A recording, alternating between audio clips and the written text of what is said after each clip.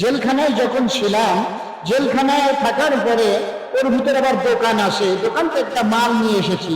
মাল নেওয়ার পর একটা কাগজের ভিতরে ওই মালটা দিয়েছে। এখন এসে বেডের ভিতরে শুয়ে ওই মালটা বের করে আমি দেখছি। দেখার পরে ওই কাগজটা হাতে পড়ছে। এখন এই কাগজের ভিতরে দেখলাম ফিল্ড মার্শাল আইয়ুব খানের কথা। আল্লাহর কসম, জেলখানার ভিতর থেকেই ওই টুকরা কাগজের ভিতরে দেখলাম ফিল্ড মার্শাল আইয়ুব খানের কথা। বলছে ফিল্ড মার্শাল আইয়ুব খান নিখিল পাকিস্তান বাংলা শাসন করেছে, করে নাই? শাসন করেছে। এবং আইয়ুব খান রাওয়ালপিন্ডি থেকে ঘোষণা দিয়েছিল, আইয়ুব খান রাওয়ালপিন্ডি থেকে ঘোষণা দিয়েছিল একটা অর্ডার, একটা আদেশ, এই নিখিল পাকিস্তান বাংলা, পূর্ব পাকিস্তান এবং নিখিল পাকিস্তানের ভিতরে কোনো জঙ্গল, কোনো ময়লা, কোনো নোংরা থাকবে না।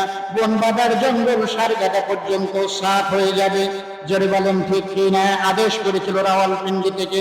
24 ঘন্টা যায় নাই, এরপরে আপনার 24 ঘন্টার ভিতরে নিখিল পাকিস্তান বাংলা, বনবাদার জঙ্গল সারগাটা সব পরিষ্কার হয়ে গেল। কারণ কি?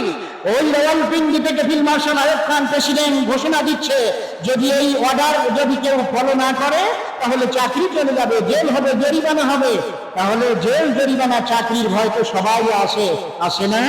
সুতরাং সব 24 ঘন্টার ভিতরে বন বাদার জঙ্গল ছারকাটা সব পরিষ্কার হয়ে গেল। এটা ইতিহাস। 30 টাকা ঘুষ খাওয়ার কারণে এর চাকরি চলে গেছে আইয়ুব খানের আমলে।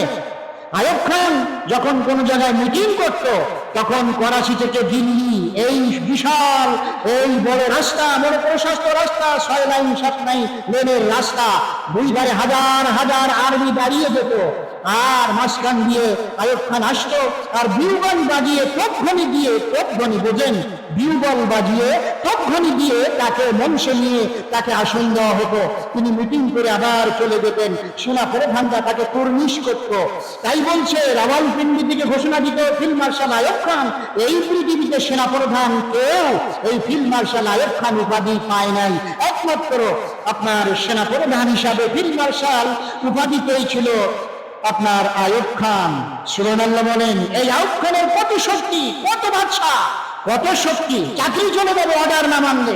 সেই আইয়ুব খান পত্রিকায় দেখেছিলাম ওই জেলখানার ভিতরে, আইয়ুব খানের এত শক্তি, এত বাদশাহী। সেই আইয়ুব খান দেখা গেল তার কবরের ভিতরে ব্যাং ডাকছে। তাহলে ক্ষমতা দেওয়ার মালিকও আল্লাহ, আবার ক্ষমতা ছিনায়া নেওয়ার মালিকও আমার আল্লাহ। জোরে বলেন ঠিক কিনা?